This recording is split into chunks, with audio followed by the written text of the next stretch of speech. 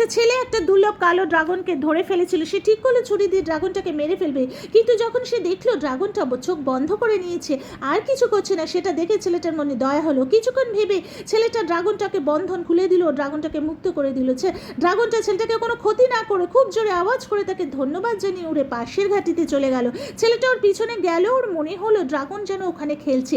ছেলেটা কাগজ পেন দিয়ে ড্রাগনটার ছবি আঁকতে শুরু করলো। কিছুক্ষণ পর ছেলেটা দেখলো ড্রাগনটার লেজের কিছু অংশ ভেঙে গেছে, তাই ড্রাগন বেশি উঁচুতে উঠতে পারছে না। ড্রাগনটার অবস্থা ঠিক ছিল না, ও শিকার করতে পারছিল না। যখন ছেলেটা দেখলো ড্রাগনটা খুব ক্ষুধার্ত, তখন সে নদী থেকে একটা বড় মাছ ধরে এনে তাকে দিল।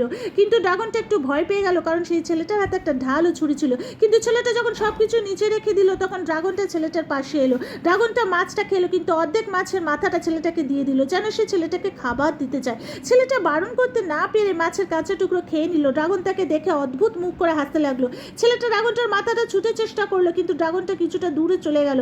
ড্রাগনটা মুখের আগুন দিয়ে একটা গরম বিছানা বানিয়ে শুয়ে পড়লো। ছেলেটা তবুও ওর কাছে যেতে চাইলো, কিন্তু ড্রাগন একটা পাহাড়ে চুপচাপ শুয়ে পড়লো। যখন সকালে ড্রাগন উঠলো, সে দেখলো ছেলেটা মাটিতে ড্রাগনের ছবি বানাচ্ছে। তখন সে ছেলেটার কাছে এসে নিজেও একটা লাঠি দিয়ে ছেলেটার ছবি আঁকতে লাগলো। ওর ড্রয়িং অদ্ভুত হলেও চেষ্টাটা ভালোই ছিল। ছেলেটা যখন ওর বানানো ছবিটা কাছে গিয়ে দেখতে চেষ্টা করলো, তখন ভুলবশত ওর পা সেই ছবির উপর লেগে যাওয়ায় ড্রাগন খুব রেগে গেল। তারপর আস্তে আস্তে সে শান্ত হলো। ড্রাগন নিজেই তার মাথাটা ছেলেটার দিকে বাড়ালো, আর সে ড্রাগনকে ছুঁতে পারলো। ওদের মধ্যে বন্ধুত্ব হয়ে গেল। ছেলেটা বাড়ি গিয়ে সারা পরিশ্রম করে একটা মেকানিক্যাল লেজ তৈরি করলো, ড্রাগন যাতে আবার উঠতে পারে। পরের দিন সকালে ছেলেটা মাছের একটা ঝুড়ি নিয়ে ড্রাগনের কাছে এসে তার ড্রাগনের লেজে সেই মেকানিক্যাল লেজটা জুড়ে দিতে লাগলো। যখন ড্রাগন মাছটা খাচ্ছিল, ড্রাগন উঠতে থাকে, কিন্তু ভারসাম্য হারিয়ে ফেলতে থাকে। তারপর ধীরে ধীরে একটু প্র্যাকটিস করে উঠতে থাকে।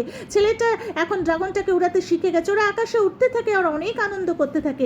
এর মধ্যে গ্রামের লোক ভাবতে থাকে যে ড্রাগন খুব ভয়ঙ্কর, কিন্তু ছেলেটা ওদের বোঝায় যে ড্রাগনকে পালন করা যায়। গ্রামের সকলকে ছেলেটা ড্রাগন ট্রেনিং শেখাতে লাগলো। এর মধ্যে গ্রামের কিছু মানুষ একটা অনেক বড় ড্রাগনকে মারার প্রস্তুতি করছিল। ছেলেটা জানতো যে ড্রাগন ভয়ঙ্কর নয়, শুধু ওটাকে একলা ছেড়ে দিতে হয়। গ্রামের লোক মানলো না। ওই ড্রাগনের এলাকায় পৌঁছে যায়। ওখানে অনেক ছোট ছোট ড্রাগন ছিল। ওরা একটা বড় ড্রাগনের উপর রাজত্ব করত, আর একটা বড় ড্রাগন ওদের উপর রাজত্ব করত।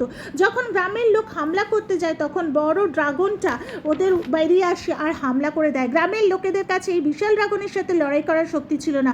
তখন ছেলেটা নিজের বন্ধু ড্রাগনদের সাথে ওখানে আসে আর সবার সাহায্য করে। অনেক লড়াই করার পর সে সবাইকে বাঁচিয়ে দেয়, কিন্তু এই লড়াই ছেলেটার একটা পা জখম হয়ে যায়, কিন্তু সে ঠিক হয়ে যায়। ও একটা মজবুত মেকানিক্যাল পাও পেয়ে যায়। এখন গ্রামের লোক আর ড্রাগন একসাথে থাকে। ছেলেটা আর ড্রাগন এখন খুব ভালো বন্ধু হয়ে যায় এবং একটা নতুন জীবন শুরু করে।